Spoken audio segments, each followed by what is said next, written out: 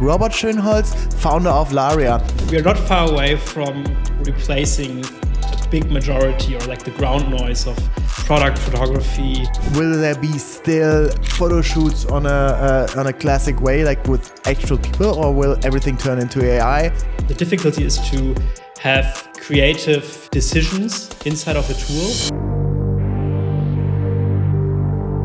Veo 3, Nano Banana, Claude, Dolly, all these tools, there's so much going on, and it feels like every single week a new tool drops. Robert, what's the latest? I would say the latest is Sora. And if you had asked me a few weeks ago if AI would replace creators, I would have a different answer than today, because since Sora, it's like mind-blowing how realistic and how good this looks now. So I would definitely say it's Sora. We saw like really crazy improvements with Veo when it comes to video, but now with Sora, having like people with like emotions and speaking, about things like a real person with really good sound and voices.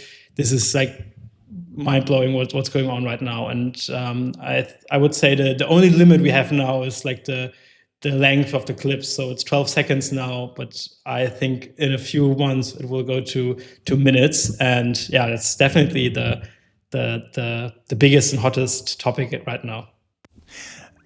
When you see new tools or any new updates or so, what would you recommend the average user to kind of like, what's the best approach to get in touch with that and to learn about it? I feel there's so many opportunities, and also with N8N and these automations and this and that, but it can be quite overwhelming, right? If you're not a tech nerd, you can kind of like feel lost a little bit. What do you think is the best way to approach this? And do you have a procedure or a tip you can give for that? Yeah, sure. Having like so many models, so many tools is really, really overwhelming. I can imagine, especially for people who are non-technical. So I would say my first way to try something out is like just trying out at first. And you will definitely see it's not so easy to get into something, especially when we talk about video, for example, where you have prompts or instructions. You probably don't know if you're not a videographer. And you know it, but you know what a dolly zoom is, you know what an orbit is or something. But I would say the average person who just wants to try out video doesn't know that.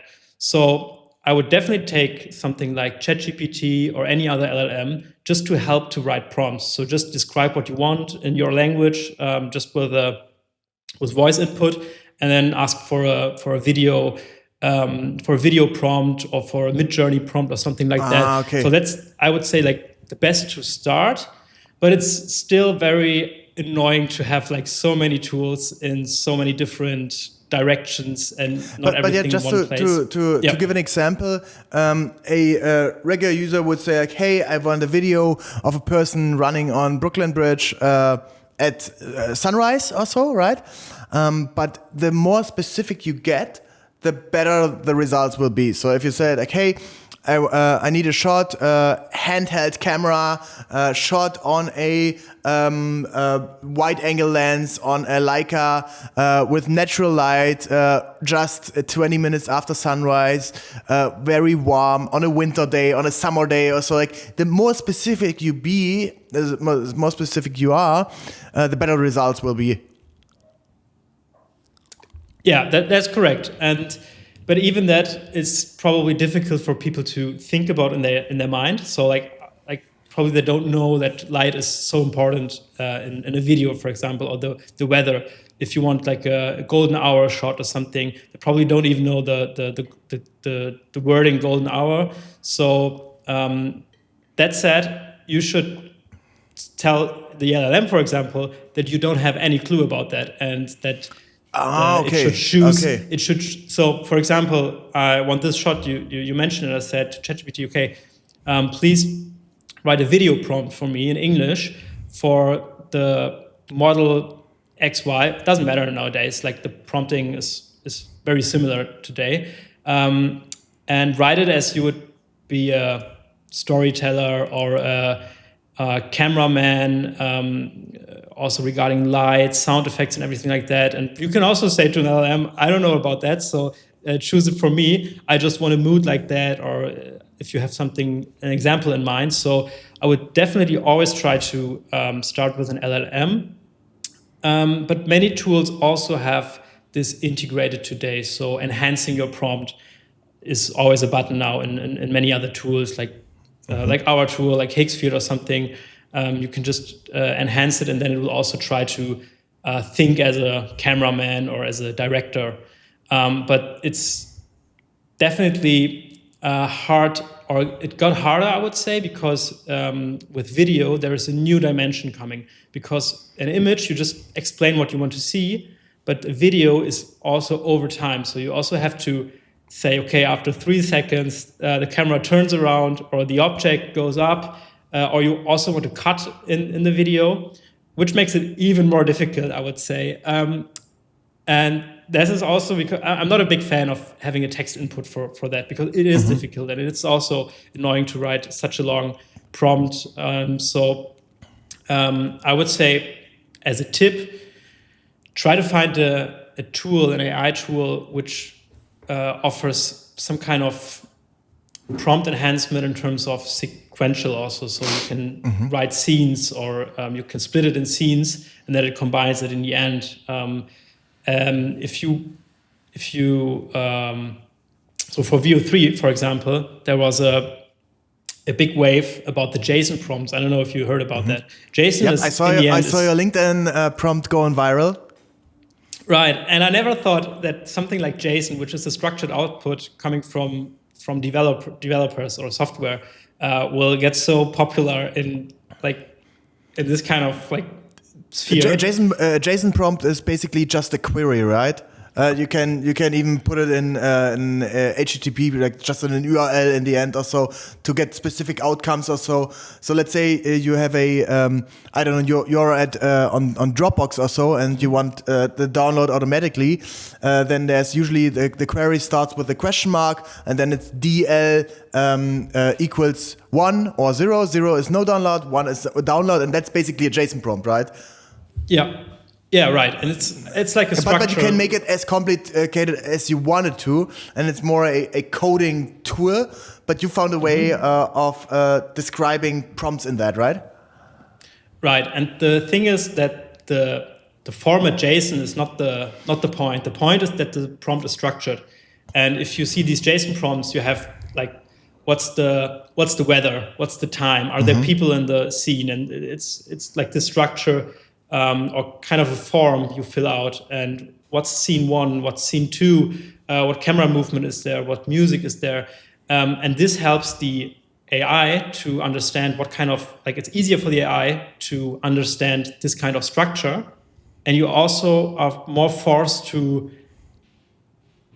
bring more structure into the prompt and what you're thinking. So it's easier for people to just write, okay, scene 1, it's a man running, scene 2, the man jumps, as you would try to describe it in one text, for example. So that's much more easier. But even though it's easier, we also build a small tool which lets you just write what you think, and then the LLM behind converts this into the structure we are aiming for, or which we think is the best for the video AI. And that got really popular on LinkedIn. And it's called Laria, right? Right, Laria is the tool we have, or I found it last year, and Laria is a click-to-content platform, AI click-to-content platform. That means with very, very little input or text or images, you get fully edited ads or product photography, or even videos with Sora or Veo, and we really try to make it as simple as possible, especially for brands or people who work in marketing and who are not don't have the biggest technical background. So the JSON prompt tool we built, it was a freebie. We posted that on our website just to get people, just to have something for free where you can help people to get into this topic and to get a prompt first, and then think about, okay, shall I try it now to create a video or not? So that was really, really popular. We were really surprised about how many people went into that, and we got a lot of good and positive feedback. And also, I think also on Reddit, there were a couple of posts about that tool, and then there were a lot of more tools afterwards. So that was crazy. But maybe one thing I want to emphasize on is, if you talk to ChatGPT, give them a structured input. Same as if you would talk to an employee, or if you dispatch tasks in your team, you have to set them a goal. You have to give them a structure, right? What's the outcome I want? How do I want you to get there? What's the work you got to put in? And what are the steps in between I need you to do, or the steps I need to review in between before we have the final outcome? And if you emphasize that, because let's say and I'm using most of the time just ChatGPT as a word here. You can basically use any LLM; they're pretty much all the same. But basically, we gotta learn how to use them, and we will become way better if we give this structured input. If we just write, hey, I need a plan for my Hawaii trip in 2 weeks or so. Of course, he can make assumptions. They can make assumptions, but the output will be a little bit of gibberish, maybe, or it's not exactly what you want. The more specific you are, the better the outcome will be, right? Yeah, and that's exactly what you said. Like, it's kind of a briefing you would also give an employee, for example. As if you're more structured and more clear, it's easier for people to follow your instructions. And that's the same for ChatGPT or LLMs. Also, what is always a good tip, I think, is try to reduce it on single tasks and then work from task to task instead of giving like 10 tasks at the same time. And that's also the approach we have in Laria, because the difficulty is to have creative decisions inside of a tool. And for example, in Laria, we have an AI editing, which edits your videos automatically based on the spoken word. So in the first version, we had just an LLM analyzing the transcript and searching for B-roll material, stickers, and so on. And the quality was really bad. So what we have learned is that it's way better to give the first LLM the first task, then another LLM comes in, takes the result and has another task. Like, for example, okay, you are now a video editor, you're now someone who looks for B-roll material. Just find good spots in the transcript for B-roll and tell us some keywords. And the next one is looking with these keywords for actual B-roll in the library or something. And the quality was way better than before. So just try to give them one thing and not like multiple things, because then it's too general and too low in quality. Okay. Robert, you've always been on the forefront on new tools and new trends. I remember back when we met first, you were working at department, and it was the big hype and the big new thing on Instagram filters. You could put in your own filters and all that. And I remember we worked on a couple projects there together, and it was a lot of fun. And your filters reached billions of views. Can you take away any things from back then to now, or apply what you learned back then now? And the other question is, these Instagram filters were a big hype, right? But after a couple of years, they were kind of like gone, and it was also very hard to monetize it on a long-term basis or so. How do you see that now? Your first question about like Instagram filters and what I learned about the Instagram filters or AR in general regarding AI. So AR was really, really strong in solving problems. So for example, AR is augmented reality. Basically, you put the filter on, and then you have the dog mask, and when you put out your tongue, it's also like a funny dog thing, whatever, right? Or something happens. Right. And that was when everybody learned about AR. So having the dog mask with the tongue and something was like the first where people learned about AR. It was way older. So the first airplanes or aircrafts in the 70s or 80s, they already has these head-up displays with AR helping them to navigate or to shoot other planes. That was like the first steps of AR.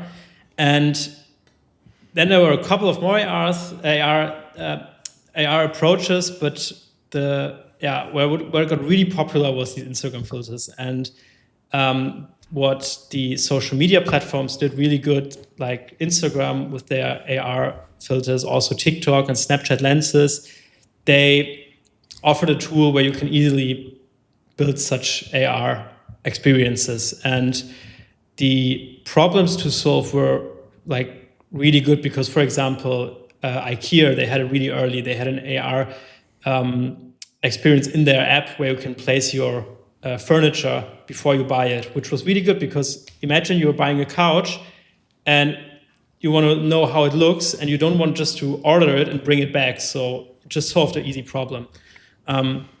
So that was already like good combination of technology and how people can interact with their environment.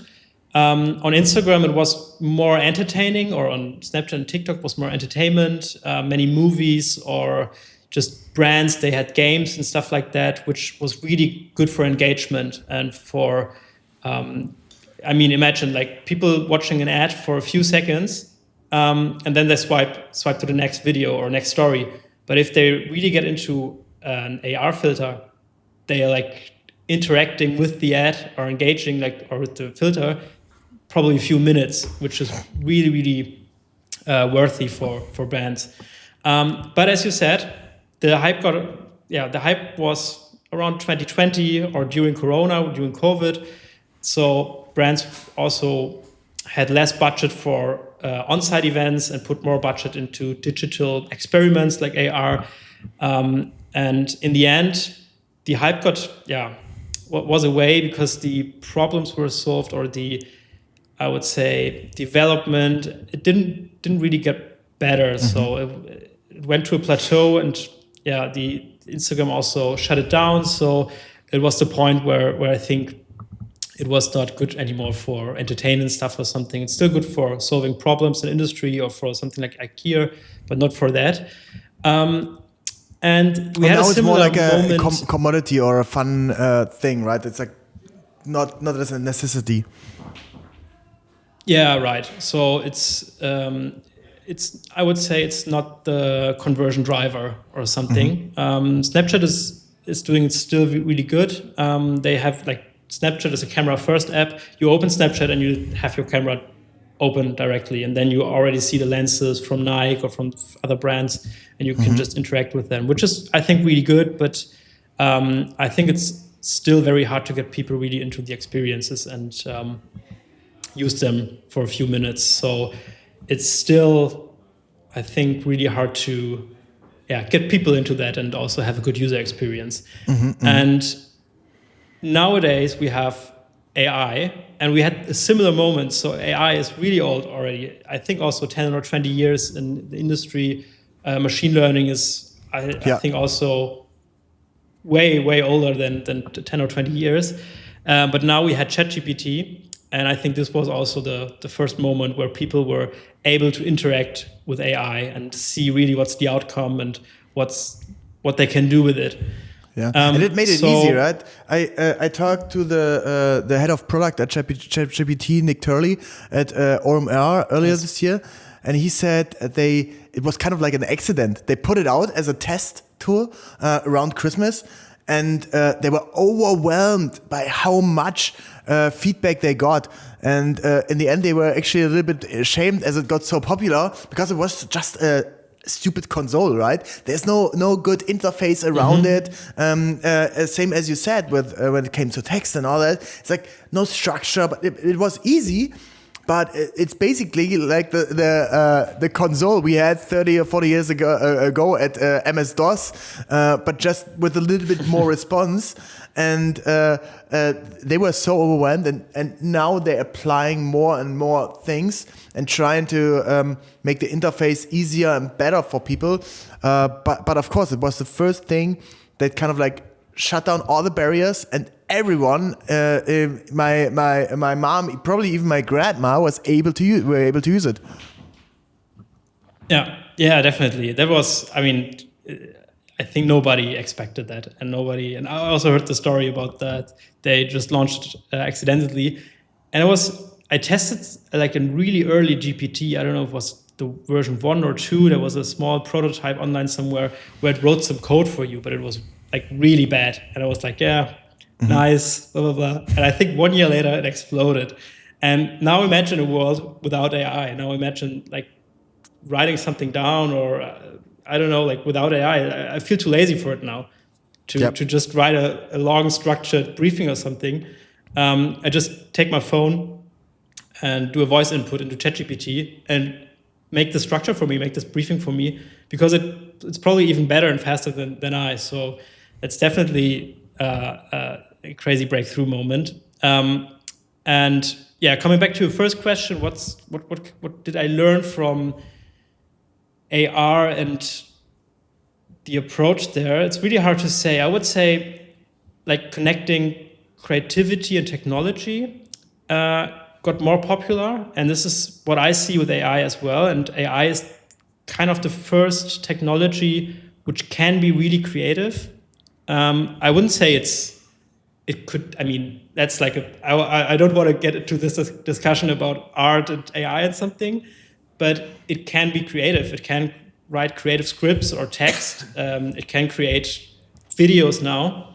So if you can control it right, and if your heritage, for example, like we have with video, photography, if you know how to control and which instructions, you can get really good results. And that's something which is still hard, I think, for people, like what we discussed in the beginning, but it gets better and better, and also easier. So that's, I would say, this combination, having creative technology, that's really big, and that's, I would say, also the future in every direction, in marketing, media, and so on. So the hot take here is every photographer, videographer, they have an unfair advantage when using ChatGPT or other tools to create generative content, because they know the frameworks and the specific wording how to use it, right? Yeah, definitely. I mean, as I said, we both have this background, and it's way easier for me to say, okay, take a Canon 5D look or Leica look or very, something. very specific, huh? Okay. So let's go one step further. Let's say people use it, people apply it. What's the next thing? Where do you see things going in the next years? Will there be still photo shoots on a classic way, like with actual people, or will everything turn into AI? Or like, what's your take there? Probably there are differences between all these niches or so. And I mean, a Hollywood production will always be a big production, probably, but even they have to challenge themselves. And yeah, what's your take on that? Yeah, I wish I could tell the future. I wish I could say where it goes. Sometimes I think for something like LLMs, we are at a plateau right now. It doesn't feel that much better every time they drop a new version.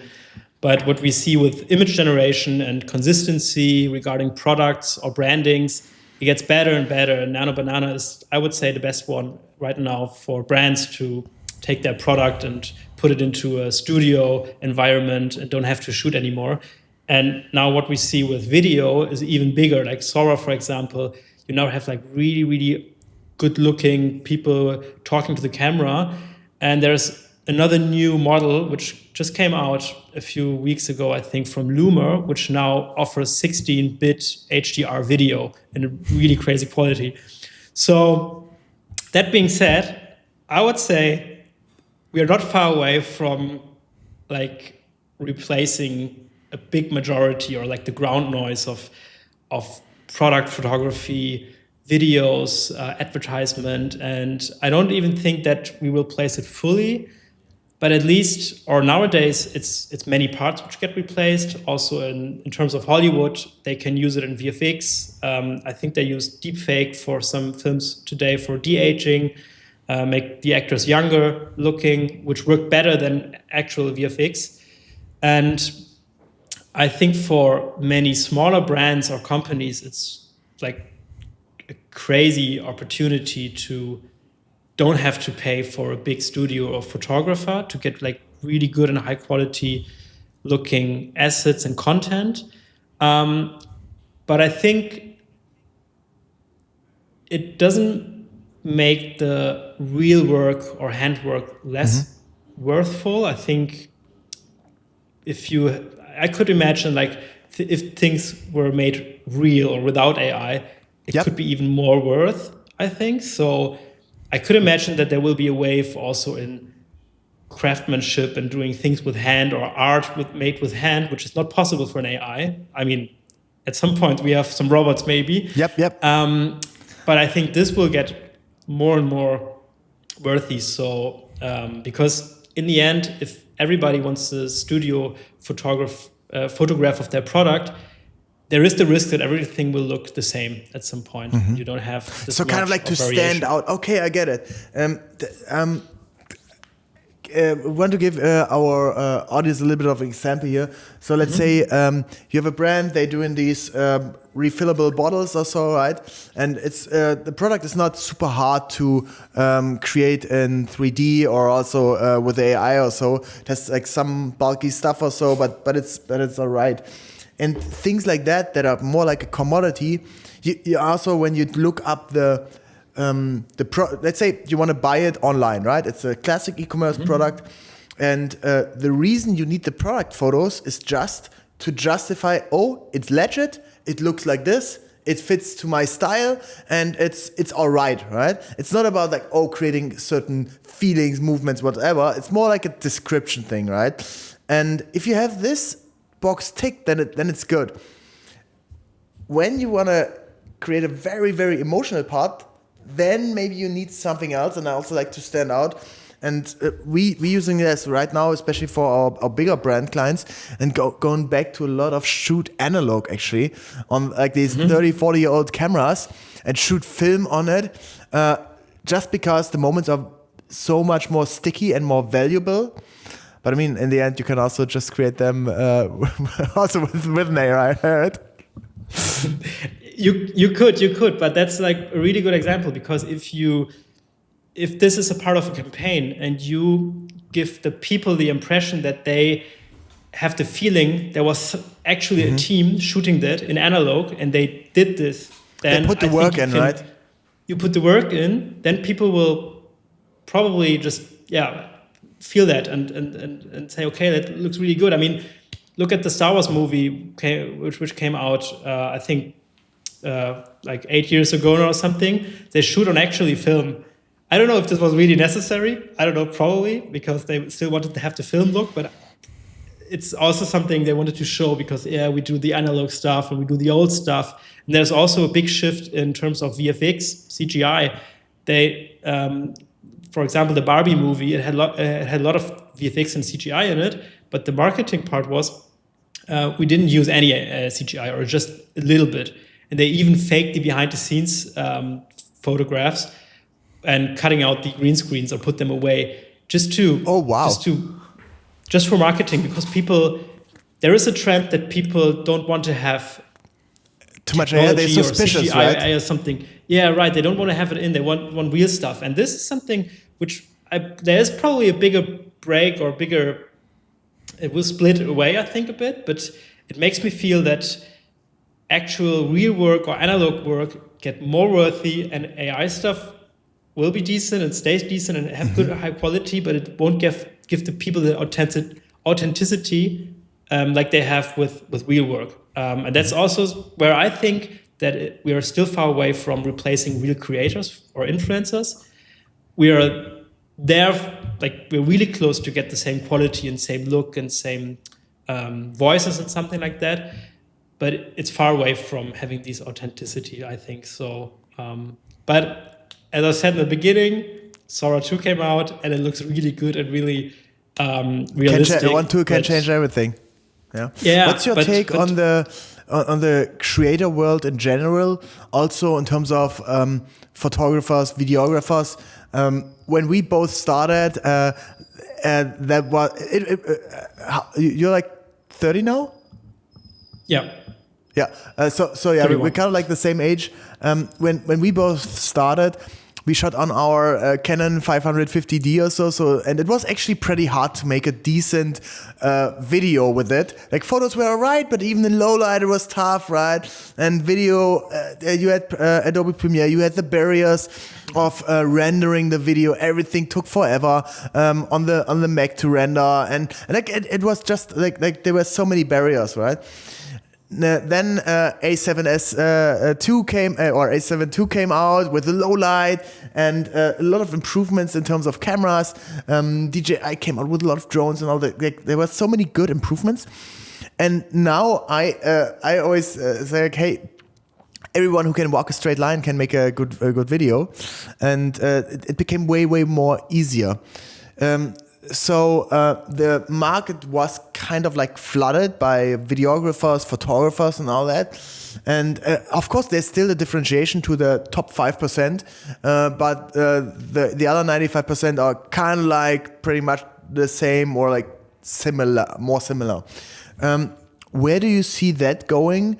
Also with that whole generative AI stuff, do you think they will adjust and hop on the new trends? Or do you think they will stick around? Or will a lot of people lose their jobs or have to shift to another direction?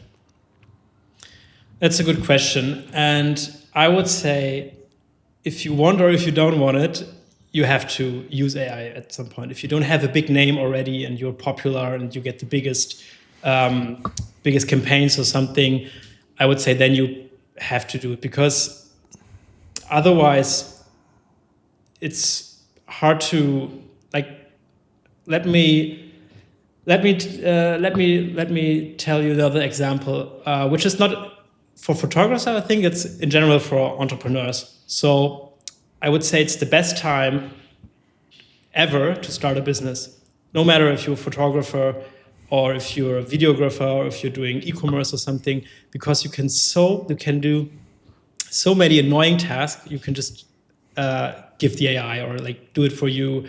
I don't know if it's legal stuff, tech stuff, or even if it's something regarding editing. So if I would never, like, I feel like I did too much work into something which is now too easy. So for example, in Photoshop, if you just want to cut out something or replace something, it's just a click right now. And yeah. I remember I had like an hour or something just doing, cutting out something or replacing something and then find a good image for it. So I would say use it for all the recurring tasks, but try to keep your style in it and try to have the real human contact still. I think that's very, very important. That's what we also experience with Laria.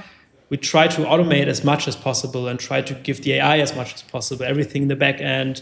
Our developers, they say, if what we have done in 3 months would be, I don't know, like a year before AI. But what we keep without AI is the whole human contact. So we have Slack channels for every client.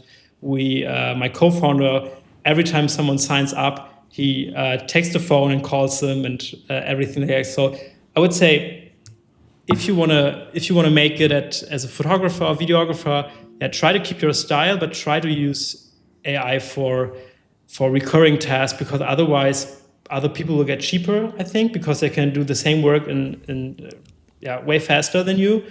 And if you don't do that, and you probably get replaced. I don't know. That's what could happen, I would say.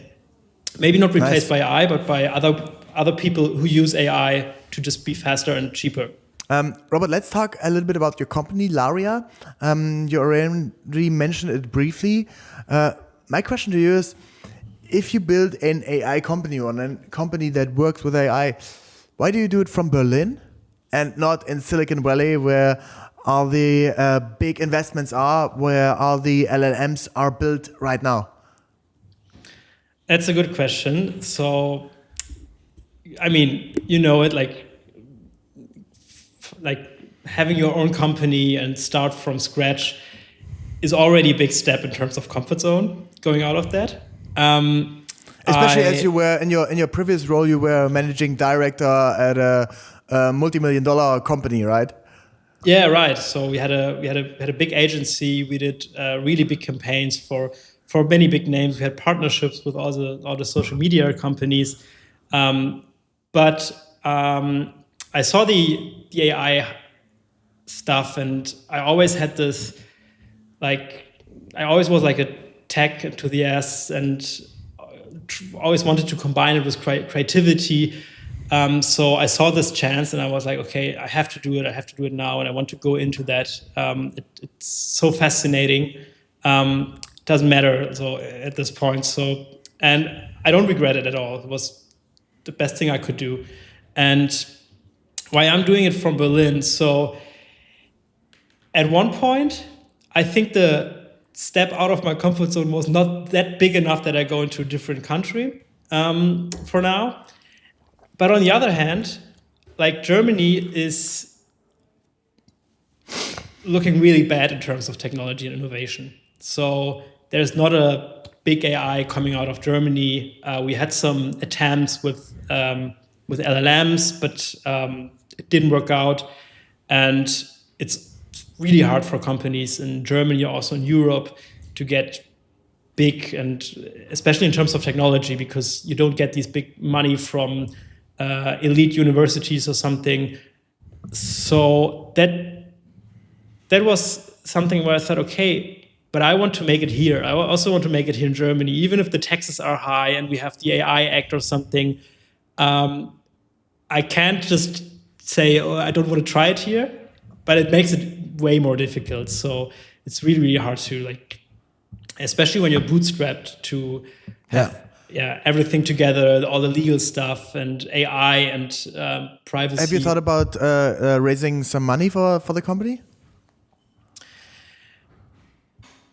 We did think about raising some money for the company, but we didn't want to make it too early. So we need the proof for us that we can make or build a profitable company out of AI, out of technology, and we really want to make sure we find the real problem to solve before raising money. And the thing is that it's still so new how people interact with AI that we think the most approaches we see, even if they get money from investors or something, are not working out yet. Like, there are a couple of similar platforms that we have.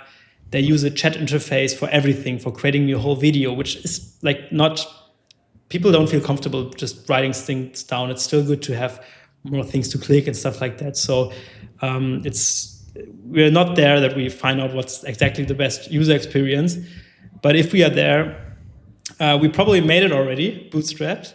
If not, and if we need money, we think about getting investors. But since it's a very scalable business, the chance that we can get there without investors is really big. And I don't like to have the pressure in the early days only working for investors or something.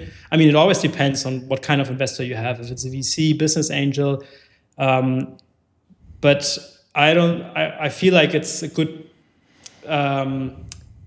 fear to stay free, just to find and experiment around really good and have maybe finding something which is really good. And we actually started with creating our own AI model last year.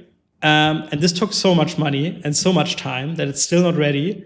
That would be something where you need definitely investors, because it's very, very expensive to build your own money, to get all that, to build your own model, to get training data and stuff like that. So we, kind of parked that and just focusing on like how people handle AI, how we can make it as easy as possible for them, especially for brands, uploading all their brand assets so people the AI has the context to get even better content with less effort.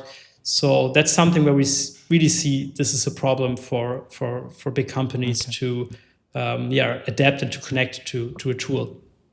Who's the ideal customer for you guys? And walk us through the whole journey of the product. So you say that's a brand. What do they do? The ICP, we don't have that one ICP. It's different companies. We have a lot of e-commerce companies. We also have software companies. We have performance ad agencies, for example, and many other different companies from different spheres. So it's really easy to adapt for many industries or sectors. So it's very broad. But I would say e-commerce agencies, this is kind of the biggest part of that. And we started to just talk with as much people as possible before we started, just to find out what is the problem. And we had many different ideas before that. And then, we really saw that one of the biggest problems is still content, to get content fast, to get a variety of content, having people holding your product or just try something out, what could look good with your product, also for concepts. And at the same time, the quality of image and video generation improved so much that we thought, okay, that's perfect. And there are many other competitors which they have a really strong technical background, but they don't have a good marketing background. And since my co-founder and I, we're coming from an agency, a marketing agency, we are now able to bring all our experience into that tool. So I would say we are probably not the best in terms of tech, but maybe one of the best in terms of marketing knowledge and experience we can put in. The AI editor, which cuts the videos, comes from my video experience. So it's nice to bring that into something which people then can use. Wow. That's cool. So it works like this. Let's say my friend with the reusable bottle brand, they upload their brand assets, their logo, their CI. Maybe can they upload a 3D graphic or 3D file of their product yet? At the moment, we support images, so you could take a screenshot of the 3D rendering, which works really good already. Which works also really good is just take a picture with your iPhone. That's enough. You just need a high resolution picture of your iPhone, so all texts and logos are recognizable, and then you can just click on presets. You don't even have to prompt. You can just click on presets. I want a studio version. I want something in a autumn setting or Halloween setting. We also just released some presets which scales your product up and puts it into a city, like these CGI clips or these fake out of homes. And then you can just put them into our video AI, which has a couple of models like Veo 3 or Sora 2. So we always try to choose the best models for these cases instead of offering all models, because that's overwhelming. So just for Veo 3 is the best in my perspective for animating products, and Sora, for example, is better for humans or for creators. So that's what we're trying to do. We deliver, like, you don't have to think about the models, just and these models, they all have an API. So basically what you guys build an interface, and then it just goes into the API of that LLM. Yeah. So that. We are connecting a lot of APIs. So even if you just send a picture or prompt somewhere, it goes through different APIs, because it's not done by just having one prompt and one result. That's what I said in the beginning. So always try to split the tasks and put them into different APIs. GPT is better for that. Gemini is probably better for that. And it's more like a curating. Like, we really try to hand select the best models for your case. And that's another tip I have for all the nerds, for example. There's one tool called Weavy, which looks like N8N, but it's just for creating images or videos, and you can connect these nodes and try out very much things, which is really good for Weavy? Weavy, like Weavy, which we also use for prototyping. So if you are more like a nerd into AI and you want to try out things and you want to build workflows, that's probably a good choice to start and to experiment around. There are also things like ComfUI, which got really big, but it's way more complicated. So that's definitely a good approach as well. Amazing. Robert, I am so excited to follow your guys' journey there. If you want to learn more about Robert, check him out on LinkedIn. He drops all these white papers and insights every time a new tool drops. So a lot of insights there, a lot of learnings, and I'm so happy that our ways crossed each other again. Can't wait to see the company to rise. I think this will be a $100 million business if you execute it well, but you definitely found the point or like the customer understanding. If you have a good product and a great customer understanding, then the marketing is done by itself, and we see it already. So best of success with that, best of luck. And if we can help somehow, please let me know. Thanks again for this episode, and maybe we do another catch up in 6 or 12 months, and super excited to see how you guys proceed. Yeah, thanks for having me, Benny. Likewise, and I'm happy that our ways always cross when a new technology pops up. Yeah, I would say in terms of AI, we could even do another podcast in a few weeks, and things have changed a lot. So definitely, let's do a catch up. Was nice to talk to you, and thanks for having me. All right, thank you so much, and take care. Bye bye. Bye bye.